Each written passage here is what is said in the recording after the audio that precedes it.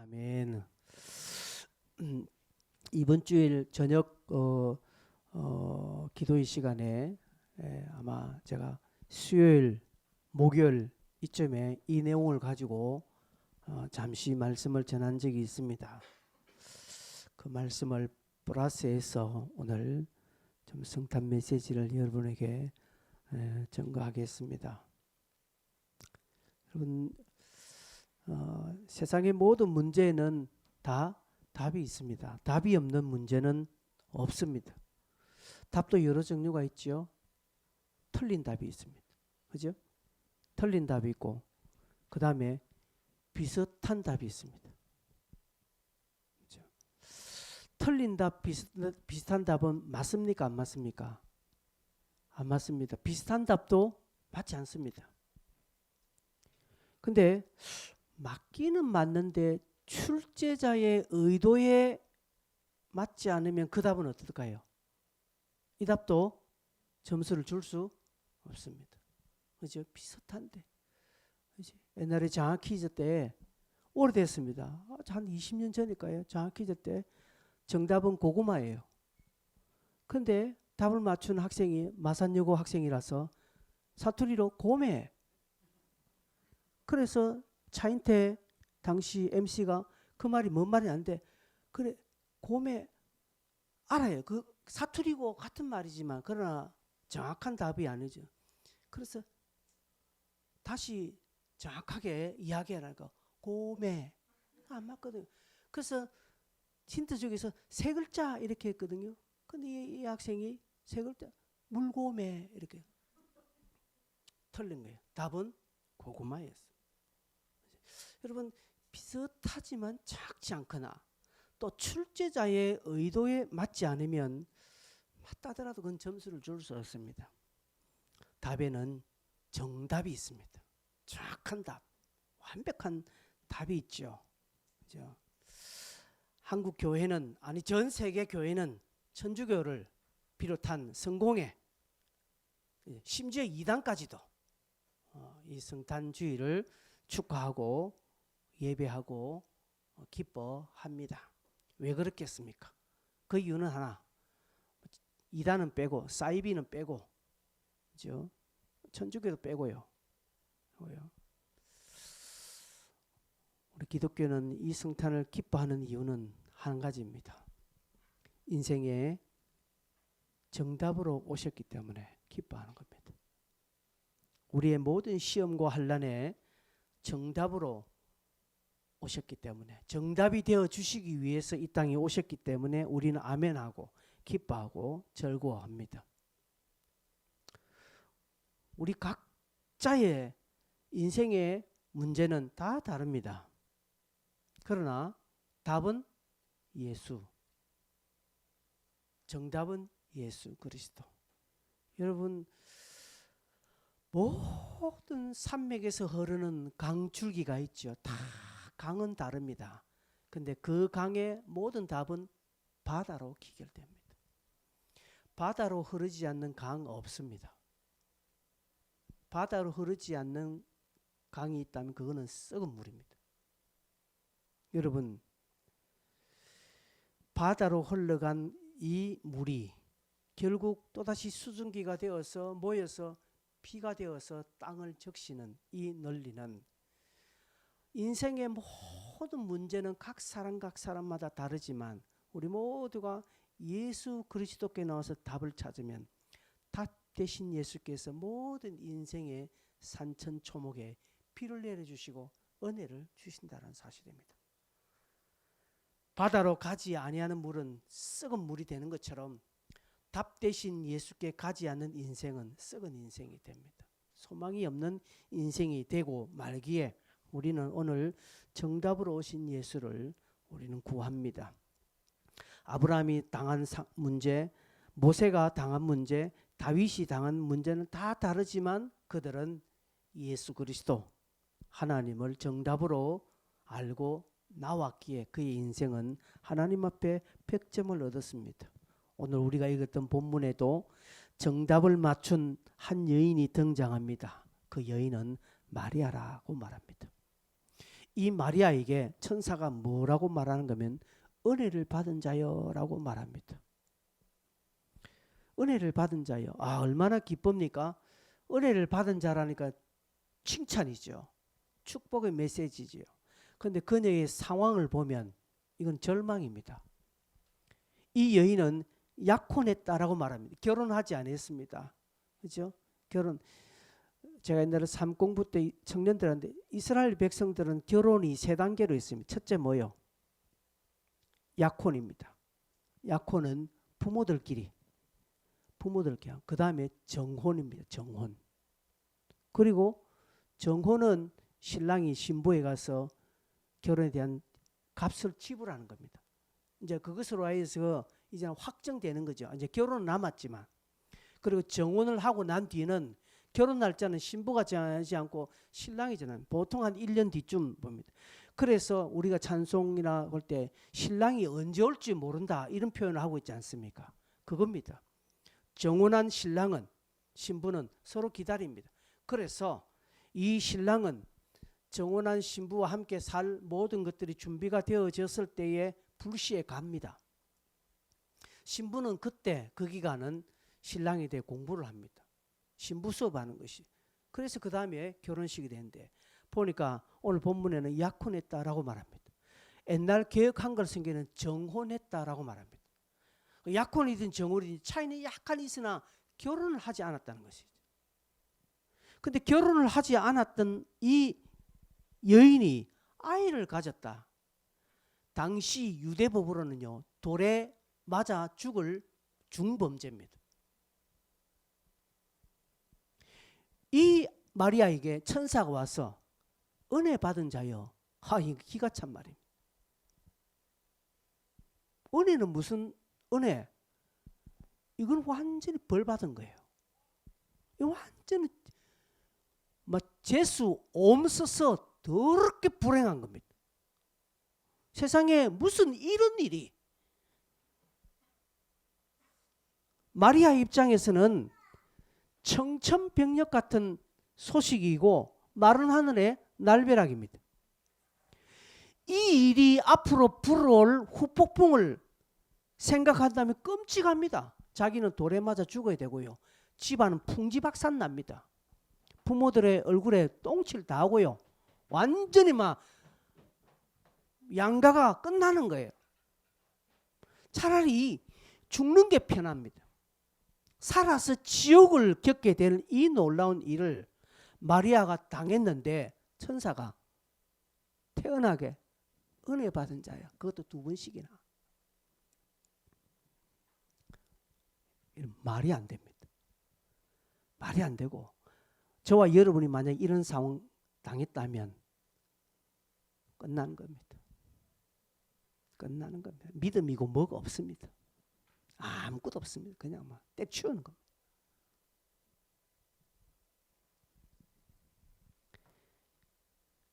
근데 성경은 분명히 말합니다. 성경은 우리가 읽는 성경은 저와 여러분이 믿고 따르는 이 성경은 은혜 받은 자여라고 2번씩이나 말하면서 평안할지어다라고 말. 어떻게 평안할 수 있습니까, 여러분? 어떻게 이 상황에 지금 어떻게 평안할 수 있겠습니까? 하루하루가 지금 마리아는 이제는 살얼음판을 걷게 됩니다. 불안합니다. 혹여 발견될까? 점점점 배가 불러오면 앞으로 어떻게 하지? 그래서 아이를 지울까? 오만 생각 안 하겠습니까? 그리고 도무지 이해가 안 됩니다. 왜 내게 일어난지. 아니 보니까 남자를 가까이 하지 않았다 하거든요. 남자를 가까이 하지 않았는데 임신했다는 것은 이거는 기가 막힐 노릇입니다. 귀신이 고칼 노릇입니다. 솔직히 말해서. 근데 평안하라니. 평안하라니. 여러분 이게 받아집니까? 우리 비슷한 상황을 많이 합니다. 어떤 성도가 너무나 말할 수 없는 시리에 빠졌는데 목사님이 와서 말합니다. 자매님, 형제님, 우리 함께 기도합시다. 이 소리가 들립니까, 여러분? 제가 여러분에게 기도하십시오. 하나님이 함께 하십니다. 이 소리가 들립니까 여러분? 여러분이 기가 막힌 상황이 생겼을 때에 목사랍시고 와서 하나님이 당신을 축복해 줄 겁니다. 이 고난은 축복의 다른 모습일 겁니다. 기도하십시오. 하나님 함께 해주시면 이 소리가 여러분 귀에 들립니까? 안 들릴걸요. 속으로는 네가 이 상황 다 봐라 그 소리가 나오겠나 원망할 겁니다. 그런데 우리가 당하는 상황보다 마리아가 당하는 상황은 더 절체절명의 상황이에요. 왜냐하면 목숨이 오고 가는 지금 상황이라는 사실이죠. 그녀는 왜 자기에게 이런 일이 내가 뭘 잘못했다라고 왜 내게 이런 일이 그리고 무섭습니다. 겁이 납니다. 근데 은혜를 받았다니 이 말이 됩니까 이게? 그래서 우리가 하나 깨달을 수 있는 것은요. 이 장면을 통해서 하나 알 수 있는 것은 은혜는 상태의 결과가 아닙니다. 은혜는 환경과 조건의 결과가 아니라 뭐의 결과라고요? 관계의 결과입니다. 은혜는 믿음의 결과이지 관계의 결과이지 어떤 상태나 환경이나 조건의 만족에 의해서 드러나는 상황이 아니라는 것입니다. 그럼 다시 한번 제가 쓴 말이 참 너무 좋은 말이죠. 같이 한번 읽어볼까요? 시작. 은혜는 상태의 결과가 아니라 관계의 결과이다. 다시 갈로 안에 있는 거 붙여서 은혜는 상태, 환경, 조건의 결과가 아니라 관계, 믿음의 결과입니다. 그래서 여러분 아무것도 없어도 은혜가 되고요. 풍성하여도 그건 벌이 될 수 있는 이유가 여기에 있는 겁니다. 여러분이 원하는 상황, 여러분이 좋아할 만한 상태, 조건이 되었다고 해서 그게 은혜냐? 아닌 것입니다. 여러분 도적질 해가지고 부자 된 사람이 있습니다. 돈 많이 가진 사람이 있습니다. 복 받은 것입니까? 그게 은혜입니까? 아닙니다. 마리아의 상태를 보십시오. 그녀는 지금 말할 수 없는 어려움 가운데 헷갈리는 은혜 가운데 있습니다. 지금 천사는 은혜라고 하지 자기는 지금 상태가 말이 아니지. 이거 들키는 날이면 집안이 풍지박산나고 그뿐만 아니라 자기는 목숨이 오고 갈 수 있는 그런 절대적인 상황인데 은혜를 받았다. 도저히 마리아는 이해가 안 되는 상황입니다. 그러나 마리아의 그 어려움을 하나님이 모르실까요? 하나님도 그의 어려움을 아십니다. 왜 그렇게 했습니까? 하나님은 우리가 읽는 성경을 통해서 내가 알 수 있는 것은 하나님은 인생으로 하여금 근심하게 하고 하나님은 인생으로 하여금 시대에 빠지고 낙심케 하지 않습니다. 하나님의 목적은 그게 아닙니다. 하나님의 목적은 우리의 의와 평강입니다.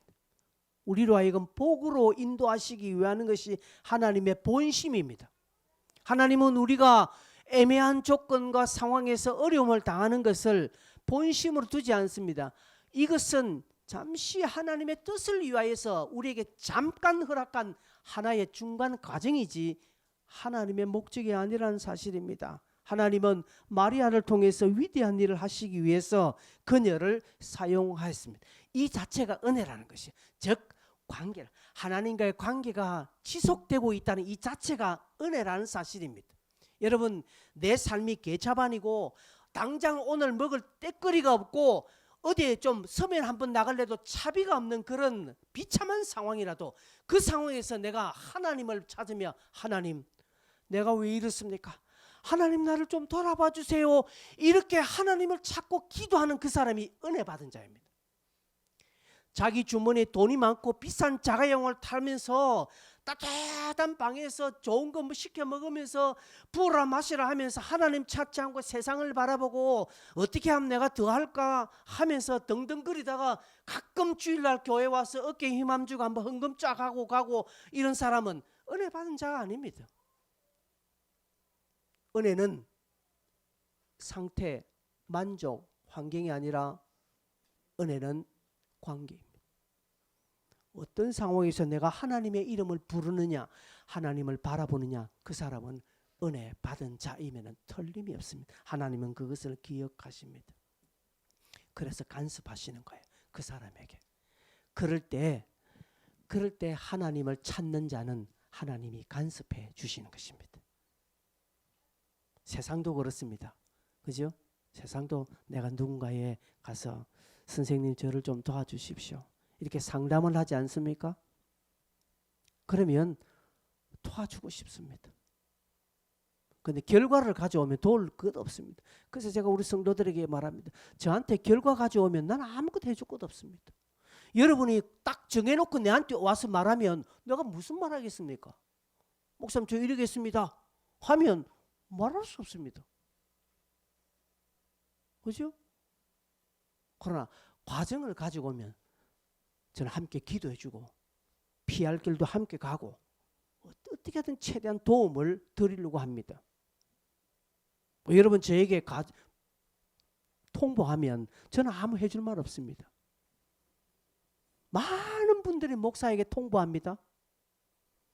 많은 분 통보합니다. 교회를 떠나겠습니다. 교회 떠나기로 작정했습니다.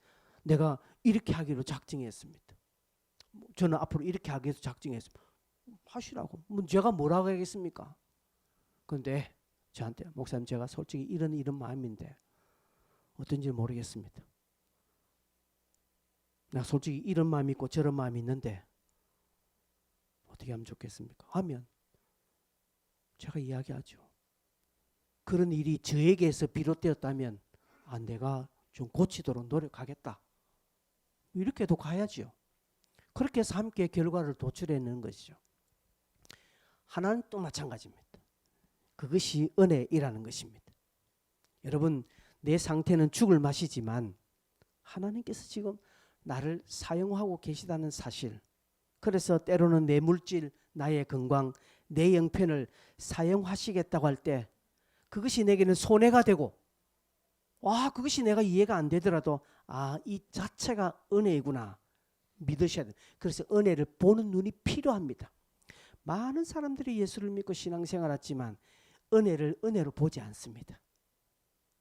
그죠? 은혜를 은혜로 보지 않고 그저 하찮게 봅니다. 대표적인 것으로 이스라엘 백성들 40년 그들이 먹을 것 없을 때 하나님이 만나와 메추라기와 반석에 물릴 때 40년 다 끝날 때 이들이 뭐라고 합니까? 구역질을 한다는 것이 만나 질린다는 것이죠. 인생은 이런 것입니다. 여러분 인생은요 화장실 들어갈 때와 나올 때 다른 자들입니다. 그래서 인생을 믿으면 안 됩니다. 내 자신도 믿으면 안 됩니다. 믿을 이는 오직 예수, 정답 되시는 예수 외에는 없습니다.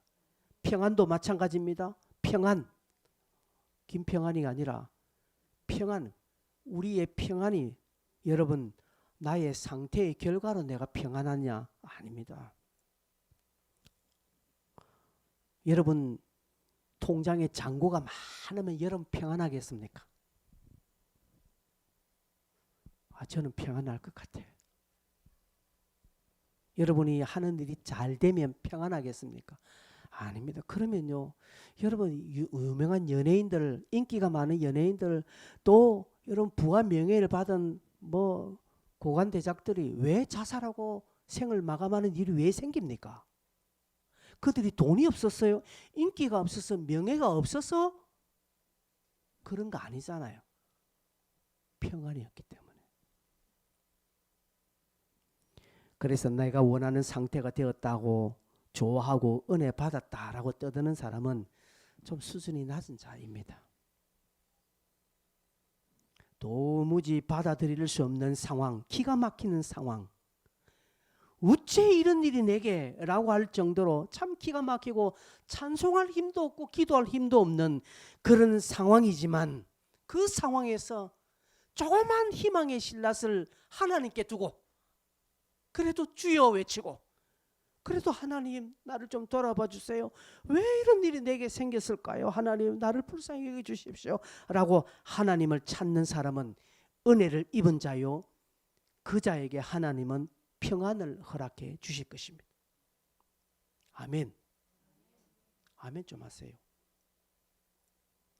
그래서 하나님의 뜻이 임할 때에 이해가 되지 않을 때 수동드는 자리로 나옵니다. 하나님은 그를 축복해 주십니다. 이게 정답입니다. 예수 그리스도 그분도 해리는 예수 그리스도 그분도 엄청난 고난 앞에 십자가 앞에 아버지 내 뜻대로 마옵시고 아버지 원대로 해달라고 기도한 것 여러분 기억하시죠? 예수 그리스도 그분도 정답을 찾았습니다. 다른 답 없습니다. 여러분 비슷한 답도 정답은 아닙니다. 맞는 대답 같지만 출제자의 의도가 그것이 아니라면 나를 바꿔야 됩니다. 내가 그 답이 맞다라고 우기면 맞지 않습니까? 라고 우기면 아닙니다. 출제자는 그걸 원하는 게 아니라니까요. 그럼 빨리 내가 바꿔야지. 그런데 끝까지 고집하면서 내가 원하는 답이 맞지 않느냐라고 우기면 곤란하다라는 사실입니다. 그렇게 신앙생활한 자들이 우리 주변에 많습니다. 마리아는 지금 이 상황에서 도망가지 않습니다. 그리고 받아들입니다. 은혜 받은 자여 라는 것을 받아들이고 평안할지어다 라는 것을 받아들입니다. 받아들였다라는 것은 이게 인간의 어떤 것으로 되지 않았다는 것을 하나님이 함께 하신다라는 그런 사인으로 봤습니다. 그래서 38절에 마리아가 뭐라고 말합니까? 마리아가 주의 여종이 오니 말씀대로 내게 이루어지이다 라고 이렇게 말합니다. 여러분 왜 하나님께서 마리아의 몸을 빌어서 예수를 오도록 하셨는지 이유는 여기에 있습니다. 여러분 당시 그 베들레헴에 이스라엘 전역에 약혼한 처녀들이 마리아 혼자 있었겠습니까? 남자를 가까이 하지 아니하고 결혼을 앞둔 처녀들이 마리아 혼자였겠느냐는 것이죠. 아닙니다. 많이 있었을 것입니다. 그런데 하나님은 마리아를 택했다는 사실이죠. 왜 그럴까요? 하나님은 마리아의 이 믿음을 미리 보셨습니다. 하나님은 우리의 중심을 보시잖아요. 하나님은 맡길 자에게 주십니다. 비록 지금 내가 말 안 하고 비록 지금 내가 이랬지만 결정적인 순간에 주의 말씀대로 이루어지다라고 말할 수 있는 믿음을 가진 그 사람을 하나님은 사용하십니다. 그래서 마리아는 은혜 받은 자이고요. 여자 중에 가장 인류상 여자 중에 가장 복된 여인이 마리아이지 않습니까? 그리고 또 다른 종교는 이 마리아를 숭배하기도 합니다. 하나님은 그녀의 믿음을 보았고 하나님은 그녀의 삶의 자세를 보았기 때문에 그렇습니다. 여러분, 저와 여러분이 우리의 의지로 주님의 일을 할 수가 있습니다. 또한 우리의 의지로 하지 않을 수도 있습니다. 그러나 결과는 내가 책임집니다. 양쪽 다 결과는 내가 책임집니다. 그죠? 그 결과에 하나님이 함께 해주시느냐 안 하느냐 그 차이입니다. 여러분 나의 의지로 내가 주님을 할 수 있습니다. 그럼 나의 의지로 내가 안 할 수 있습니다. 둘 다 그 결과의 책임 내겸지는데 그러나 어떤 결과에 하나님이 함께 해주실까요? 이걸 믿는다면 이건 다른 것입니다. 여러분 잘 사는 집의 애들이요 좋은 과외 선생님한테 공부 배웁니다. 못 사는 집안의 아이는요 과외 받을 돈이 없어 지 혼자 싹아빠지 공부합니다. 누가 더 잘하겠습니까? 옛날에는 개천에 용 나온다고 했는데 지금은 아닙니다. 있는 집 애들이 부잣집 애들 공부 더 잘합니다. 왜? 좋은 환경 더 받았기 때문에. 이것이 신앙도 마찬가지입니다. 여러분. 여러분이 한 일에 여러분이 책임지십니다. 그러나 하나님이 함께 하시는 책임을 지는 것, 그것이 복되지 않습니까? 마리아는 그렇게 했다라는 것이죠. 하나님은 우리의 형편을 아십니다. 내 모습을 압니다. 하나님은 우리를 모르실까요? 아십니다. 그럼에도 불구하고 때로는 나오라고 합니다. 때로는 하라고 말합니다. 때로는 가라고 말씀하십니다. 이럴 때 깨어있는 성도는, 은혜 받은 성도는 주의 말씀대로 이루어지다 라고 순복합니다. 그에게 합당한 복이 있죠. 그 자는 정답을 맞춘 자이기에 시험 점수가 좋을 겁니다. 원망이 아니라 불순종이 아닙니다. 내 상황보다 주의 뜻, 그 나라와 그 일을 구하는 것입니다. 그래서 성경은 버릴 게 하나도 없습니다. 마태복음 6장 33절에 먼저 그 나라와 그의 의를 구하라. 먼저. 여러분, 먼저를 어디에 두십니까? 내게 먼저 두면 하나님 또한 마찬가지입니다. 그 결과에 대해서 하나님은 노코멘트합니다. 그러나 먼저를 하나님께 두면 그 부분에 하나님이 책임져 주시는 겁니다. 그러게 여러분, 그 가속은 말할 수 없습니다. 마리아는 이런 결단과 순종으로 섰습니다. 그 정답을 맞췄다는 것이죠. 이 마리아가 오늘 39절에 이어에 보면 엘리사벳 집에 방문합니다. 마리아가 엘리사벳의 집에 방문하니까 엘리사벳의 뱃속에도 지금 세례요한이 지금 있거든요. 세례요한이 막 뛰노옵니다. 마리아는 왜 엘리사벳의 집에 갔을까요, 여러분? 지금 마리아는 어떤 상황이라고요? 처녀의 몸인데 아이를 가졌다는, 아무도 알면 안 돼요. 아무도 알면, 이 일은 요셉도 알아도 안 되고요. 그죠? 딱 부모들 위에는 알면 절대 안 됩니다. 왜? 옆집에 이 말이 한번 새 나가기를 한다면 끝나는 거예요. 근데 마리아가 겁도 없이 엘리사벳의 집에 갔다니까. 왜 갔을까요? 자랑하기 위해서. 뭘 자랑해요? 자랑할 거 없습니다. 지금 그는 특공대로 살아야 돼. 특공대로 아무도 알지 못하도록 살아야 되는데 마리아는 겁도 없이 엘리사벳의 집에 갔다니까요. 왜 그럴까요? 은혜를 받은 자, 평안이 넘치는 자, 즉 정답으로 사는 자는 다른 사람에게도 정답으로 삽니다. 이웃에게 정답이 된다는 사실이죠. 엘리사벳은 마리아와 경우가 다른 잉태를 한 사람이라 얼마든지 마리아의 잉태를 조금 비난할 수 있습니다. 그런데 이런 장면은 나오지 않습니다. 같은 친족이기 때문에 아닙니다. 이미 엘리사벳도 누가복음 1장 6절을 보면 엘리사벳을 향하여서 하나님 앞에 의인이다라고 말하는 것은 그녀 또한 먼저 그 나라와 그 일을 구하는 삶을 살았기 때문에 이 마리아의 잉태를 영적으로 바라본다라고 볼 수 있습니다. 믿음으로 고백하고 또 하나님의 말씀은 능하지 못하심이 없다라고 이 엘리사벳이 먼저 말씀을 하지요. 그녀 또한 이것을 믿는다는 사실입니다. 그래서 여러분, 정답으로 모신 예수를 정답으로 드러낼 때 정답 대신 예수께서 그 상황과 환경을 붙잡아 주시고 평탄케 한다는 사실을 우린 꼭 기억해야 됩니다. 즉 시편 121편에 이것을 이렇게 설명하고 있습니다. 같이 한번 읽어볼게요. 천천히 시작. 내가 산을 향하여 눈을 들리라. 나의 도움이 어디서 올까? 나의 도움은 천지를 지으신 여호와에게서로다.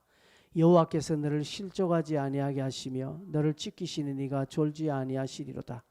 이스라엘을 지키시는 이는 졸지도 아니하시고 주무시지도 아니하시리로다. 여호와께서 너를 지키시는 이시라.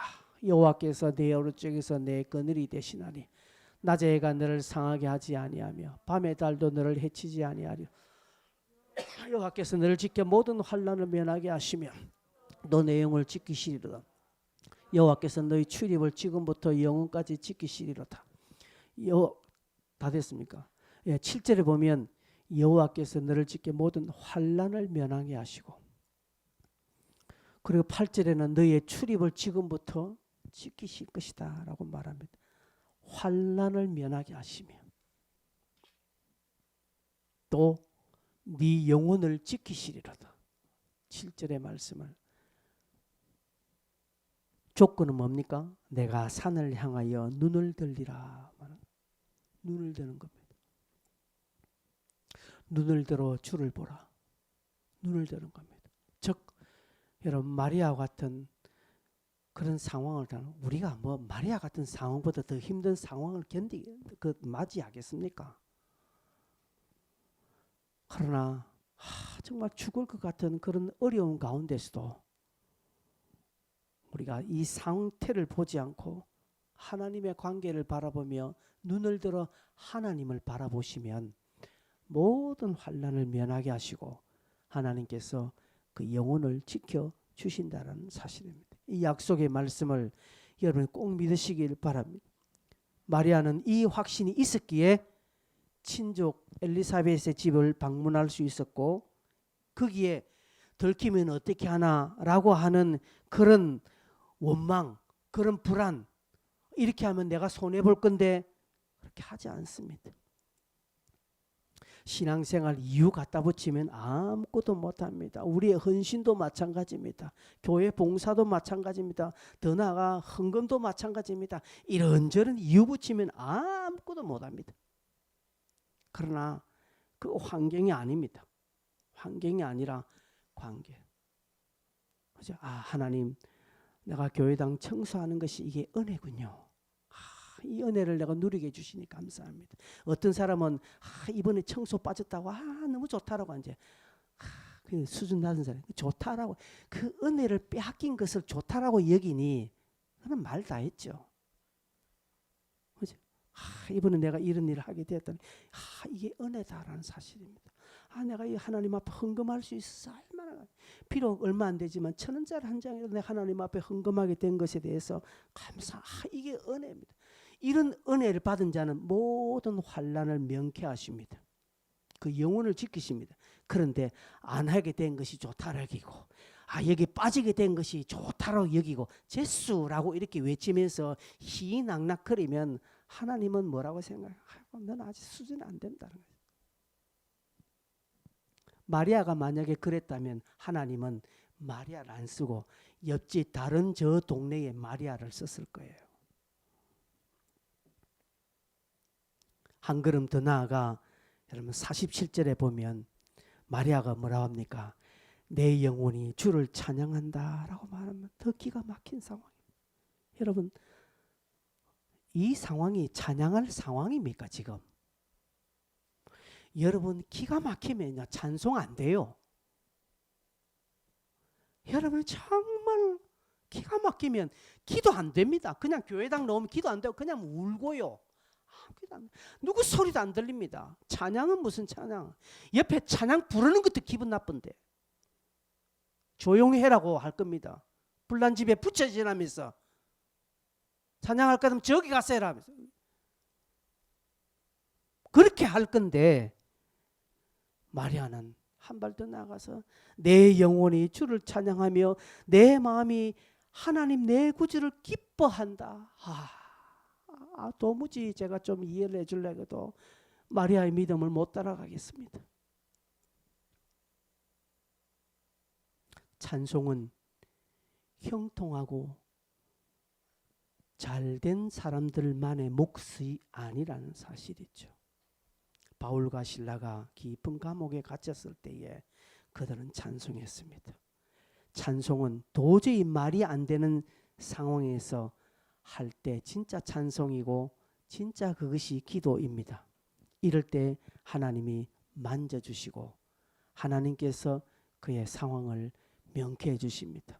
자, 우리가 성경을 나니 누가복음 1장 이후 2장 3장부터 마리아가 어떻게 됐습니까? 그래서 마리아가 심각한 어떤 사건에 휘말려서 감옥에 가거나 아니면 돌은 아니지만 조그만 모래돌에 한번 맞아본 적이 있습니까? 아니요. 그 뒤 상황은 그녀에게 어떤 일이 우리가 생각했던 그런 어떤 어려운 일은 없었습니다. 성경에 소개되지 않습니다. 하나님이 지켜주십니다. 비록 불리하고 이해 안 되고도 하나님이 정답이라는 사실을, 정답으로 오신 예수 그리스도를 내가 딱 붙들고 그 예수와의 관계를 깊게 맺으려고 사는 사람은 정답의 사람이고요. 그리고 옆 주변에게 이 정답을 보여주려고 노력하고 그리고 그 정답 되신 예수를 찬송하는 그 편에 서 있는 자들은 하나님이 그들의 상황을 명쾌하게 주시고 환난을 면하게 해 주시고 그 영혼을 사랑한 자는 네 영혼이 잘된 같이 범사에 잘되기를 원한다라는 요한의 축복이 그대로 이루어질 것입니다. 말씀을 맺습니다. 마리아는 정답을 알았습니다. 정답을 보았습니다. 잠시 좀 머뭇거렸는지는 모르겠습니다. 그러나 그는 정답을 알았습니다. 아브라함아 네 아들 독자를 내게 바치라고 할 때에 아브라함은 정답을 알았습니다. 정답은 아하, 내 아들 이삭 안 죽는다. 하나님이 여호와 이레로 준비하실 것이라는 정답을 알았습니다. 그래서 그 다음날 기쁜 마음으로 올라갔을 것입니다. 여러분, 우리는 어디에서 정답을 찾아야 할까요? 이 성탄절, 22년 성탄절, 어디 성탄절을 올해만 겪었습니까? 작년에도 안 했습니까? 해마다 성탄절을 봤는데 그냥 아기 예수 그냥 기쁘다 구주 오셨네가 아니라 그냥 우리끼리 그냥 촛불 켜고요, 우리끼리 그냥 위하여라고 하는 메리 크리스마스 하는 그런 성탄절이 아니라 이 땅에 정답으로 오셨구나. 내 삶에도 정답이 되어 주시기 위해서 오셨구나. 내가 정답 되신 예수 그리스도를 알아. 내 삶의 모든 영역에서 정답을 찾아야 되겠다. 예수 그리스도를 발견하겠다. 그렇게 고백하신다면 여러분은 은혜를 받은 자이면 틀림이 없고 그 심령의 평강이 흐를 것입니다. 성도 여러분, 베데스다 연못가에서 많은 사람들이 은혜를 구합니다. 베데스다. 은혜의 집에서 은혜를 찾는다는 아이러니죠. 그죠? 마시면 되는데. 그죠? 우물가에 우물을 마시면 되는데 목마르다고 지금 내게 물 줄 사람이 없어서 내가 목이 말랐다는 것 똑같거든요. 다시금 여러분에게 외칩니다. 은혜는 상태의 결과입니다. 은혜는 환경이 아닙니다. 은혜는 조건이 아닙니다. 은혜는 관계입니다. 은혜는 하나님을 찾는 믿음입니다. 성탄이 주는 2022년 이 메시지, 은혜의 주님과 함께 답을 기록하십시오. 정답은 예수 그리스도. 같이 한번 기도하겠습니다. 자, 우리 한번 기도하겠습니다. 말씀을 들었으니까 여러분 어떻게 기도하시겠습니까? 여러분 어떻게 이 시간에 함께 기도하겠습니까? 설교는 들었는데 이제는 기도해야 되는데 여러분 어떻게 기도하시겠습니까? 이렇게 기도하라, 저렇게 기도하라 말씀드리지 않겠습니다. 여러분은 오늘 이 설교를 들으셨는데 어떻게 기도하시면 좋겠습니까? 여러분의 기도 제목 가지고 여러분이 간절히 하나님께 구하시기를 바라겠습니다. 같이 한번 주여 한번 힘차게 외치고 우리 통성을 한번 기도하겠습니다. 주여